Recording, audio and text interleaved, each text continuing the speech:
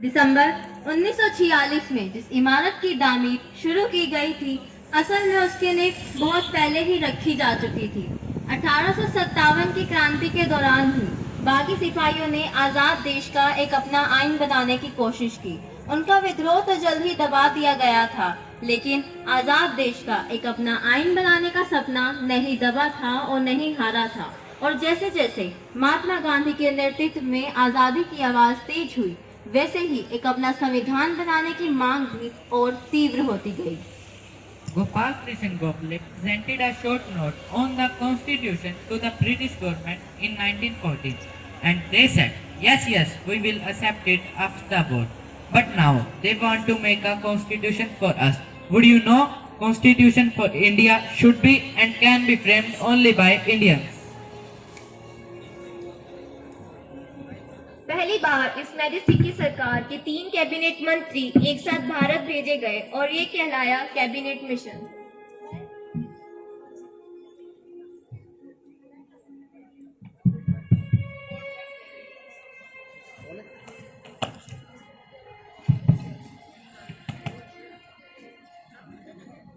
मैं और मेरे साथी इस वक्त यहाँ आजाद हिंदुस्तान की पेशकश के लिए मौजूद हैं। बाकी बातें तो हम बाद में भी कर सकते हैं। अपनी कॉन्स्टिट्यूंट असेंबली में जो पहला कदम होगा, आजाद हिंदुस्तान के सपनों की ओर। Dreams may turn into nightmares for the Muslims of this country. If we allow the Congress to have its way, so it will be better that we Muslims will have our own group of state that may decide its own constitution. This is not acceptable to us. We are here to discuss the fate of United India, not to break India into pieces. And if this is the purpose of this mission, I am afraid we have no business being here. In that case, we are forced to adjourn the meeting.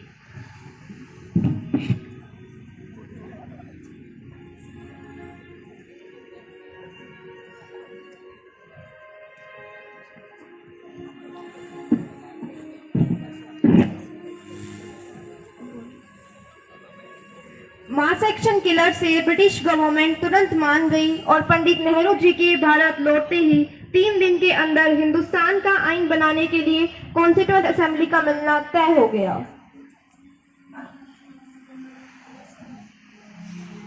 The resolution I am placing before you define our aims and outline of our plans. I hope this House will pass this resolution of the special nature. Bharat की अक्षुरता, अखंडता और स्वायत्तता से लेकर नए भारत में सबकी समानता और एकता तक की बात अपने प्रस्ताव में रखी थी पंडित नेहरू ने। मैं कहना चाहता हूं कि मुस्लिम लीग ब्रिटिश एटीट्यूड से प्रभावित हो रही है। वो चाहते हैं कि उन्हें कॉन्स्टिट्यूशनल असेंबली में वीटो पावर मिले। डॉक्टर श्यामा प्रसाद मुखर्जी की ठीक बाद पहली बार संविधान सभा में बोलने के लिए खड़े हुए doctor Bhimrao Ambedkar.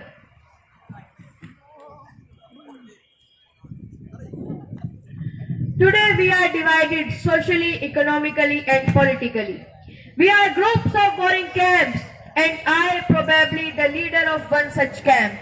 But I believe with passage of time, India will become a single united nation. संविधान सभा का अगला यानी 5वां सत्र शुरू होना था एक बहुत ही ऐतिहासिक दिन 15 अगस्त 1947।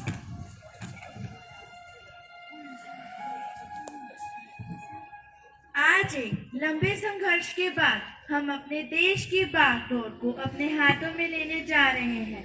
आज हमें परमपिता परमात्मा को याद करना चाहिए जो देश और मनुष्य के भागों को बनाते हैं।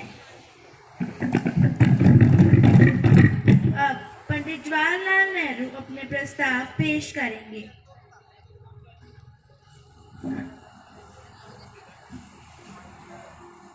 कुछ समय बाद ये कॉन्स्टिट्यूएंट असेंबली एक आजाद सभा हो जाएगी और नींव रखेगी एक आजाद देश की। एक लंबे समय के संघर्ष के बाद आज हम आजाद कहलाएंगे। आज आधी रात होगी, यानी रात 12 बजे जब दुनिया सो रही होगी, उस समय हम अपनी आजादी का जश्न मनाएंगे। इसी सेशन में संविधान को बकायदा लिखित रूप देने की दिशा में काम शुरू किया गया। तो यह तो पाया गया है कि भारत के हर नागरिक को कहीं पर भी जाकर रहने की, बसने की, काम करने की पूरी आजादी होगी। यदि कोई किसी के अधिकारों का दमन या शोषण करेगा तो उसे कानूनी रूप से दंड दिया जाएगा।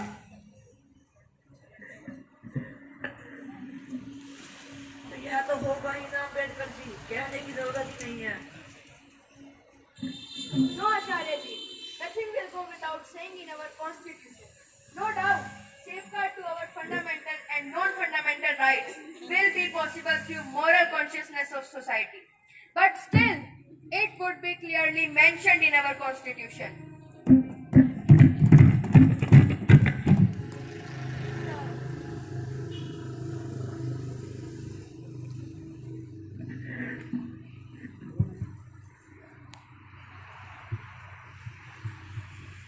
Sir, in my opinion and from my experiences as an parliamentarian, I think it would be wise to provide for a special women constituencies. If you give them a special constituencies, they can scramble and fight among themselves without coming into general constituencies. Sir, the last speaker, Shri Rohini Kumar Chaudhary, the champion and defender of women, who is against removing their social discrimination, spoke about special separate for women. But Indian women will not tolerate any such reservation in the constitution. बुनियादी हकों के अलावा एक अनोखी चीज शामिल हुई हमारे संविधान में, राजनीति के निर्देशक तत्व, the directive principle of state policy.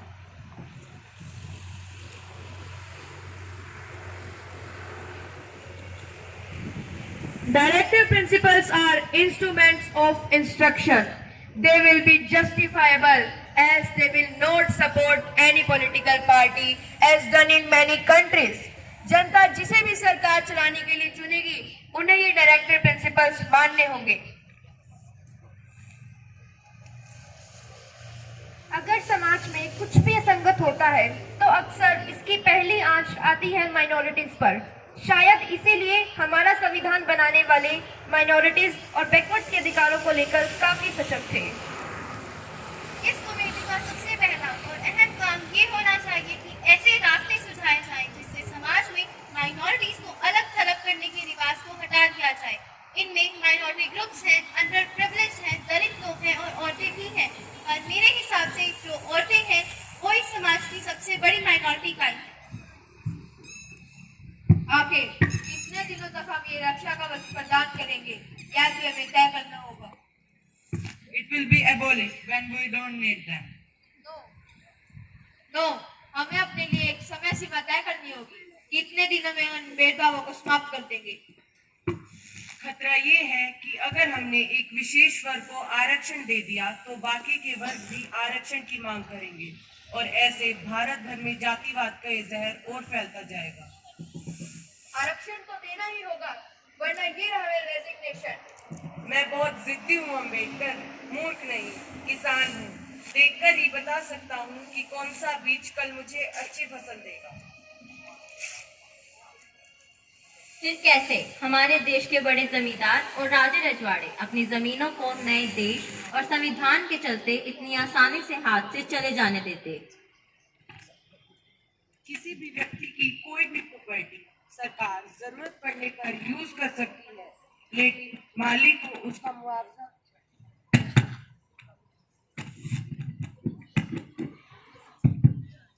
किसी भी व्यक्ति की कोई भी प्रॉपर्टी सरकार जरूरत पड़ने पर यूज कर सकती है, लेकिन मालिक को उसका मुआवजा देने के बाद। महोदय, आपके आदेश से मैं एक संशोधन पेश करना चाहूंगा कि खंड 19 में मुआवजे से पहले शब्द उचित जोड़ लिया जाए। संविधान सभा में जितनी तीखी गर्म बहस भाषा के सवालों को लेकर हुई, उतनी किसी और विषय पर नहीं। महोदय जी, मेरा मन है कि हिंदी और केवल हिंदी ही इस देश की राष्ट्रीय भाषा हो सकती है। जहाँ तक भारत के दक्षिण नागरिक का सवाल है कि कुछ समय तक काम को अंग्रेजी में ही चलाना होगा, परंतु उस पर हम कुछ ला तो नहीं सकते। अंत में हिंदी ही हमारी राष्ट्रीय भाषा और देवनागरी राष्ट्रीय लिपि होगी।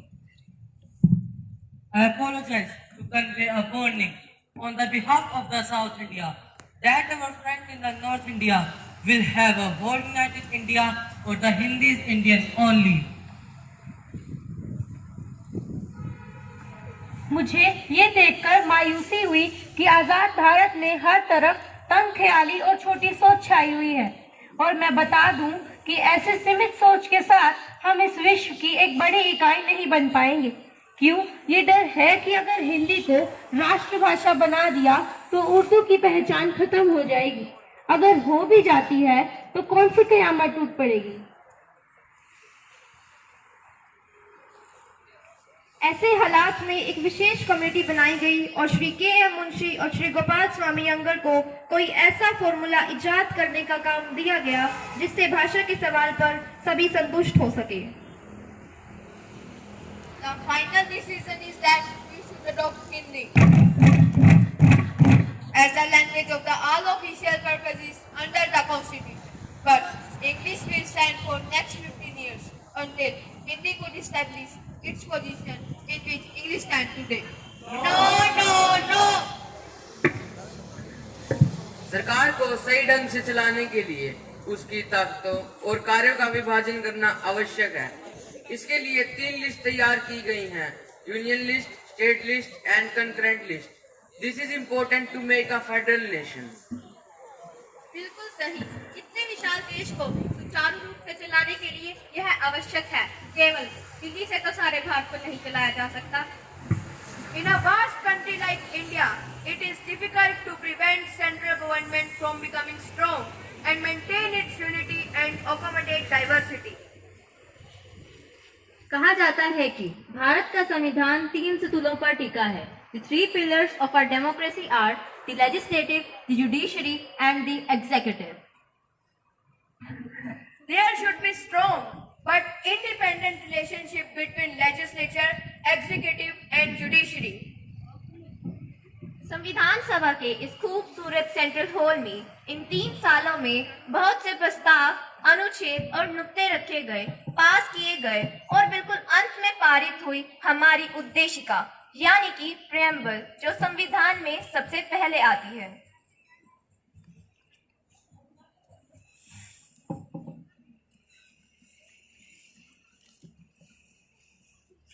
संविधान बनने के बाद अब हम एक लोकतांत्रिक देश बन जाएंगे। मतलब एक ऐसा देश जहां किसी एक का नहीं बल्कि सभी लोगों का राज होगा। इसलिए हमारे देश की उद्देशिका भी इस प्रकार शुरू की गई है: हम भारत के लोग भारत को संपूर्ण प्रभुत्व संपन्न, समाजवादी, पंथ निरपेक्ष, लोकतंत्रात्मक गणराज्य बनाने के लिए तथा उसके समस्त नागरिकों को सामाजिक, आर्थिक और राजनीतिक न्याय, स्वतंत्रता, प्रतिष्ठा, समता और राष्ट्र की एकता और अखंडता सुनिश्चित करने के लिए अग्रसर रहेंगे। 3 साल की अथक मेहनत रंग ला रही थी और अंततः वह ऐतिहासिक दिन आ गया जिस दिन हमारे संविधान को सभी सदस्यों द्वारा स्वीकृति प्रदान की गई। Looking back on the work of Constituent Assembly, it has been 2 years, 11 months and 17 days since it met first on 9 December 1946. On 26 January 1950, we will become a democratic nation. In sense that India from that day would have a government of the people, for the people and by the people. But on that day, India is going to enter into a contradiction. We will have equality at political level, but at social and economical level, we will have inequality. The principle of one man, one value will not be followed at social and economical level. For how long we have to live this life of contradiction? How long shall we deny the social equality? If we continue to deny it for long, the sufferers of this discrimination will blow up the structure of democracy laboriously built by this assembly.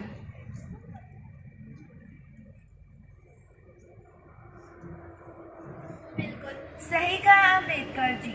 लेकिन मुझे पूर्ण विश्वास है कि सभी भारतवासी अपने संविधान की मर्यादा बनाए रखेंगे और सुचारू रूप से इसका पालन भी करेंगे। मैं बड़े हर्ष के साथ ये घोषणा करना चाहूँगा कि आज 26 नवंबर 1949 को हमारा संविधान बनकर तैयार हो गया है। अब वो समय आ गया है कि इस संविधान के निर्माता इस पर हस्ताक्षर कर इसे अपनी स्वीकृति प्रदान करेंगे। तो अब मैं संविधान के निर्माता को आमंत्रित करना चाहूंगी। मैं बुलाना चाहूंगी डॉक्टर राजेंद्र प्रसाद जी को, डॉक्टर B.R. अम्बेडकर जी को, पंडित जवाहरलाल नेहरू जी को, अमृत कौर जी को, रेणुका जी को और सरदार पटेल जी को।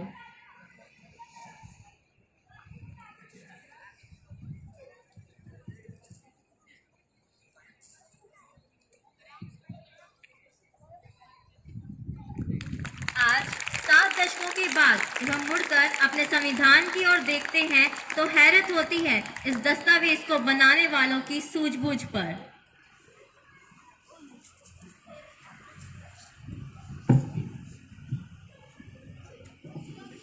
और इस प्रकार आज 26 नवंबर के दिन हमारे महान भारत देश के महान संविधान का निर्माण कार्य संपूर्ण हुआ।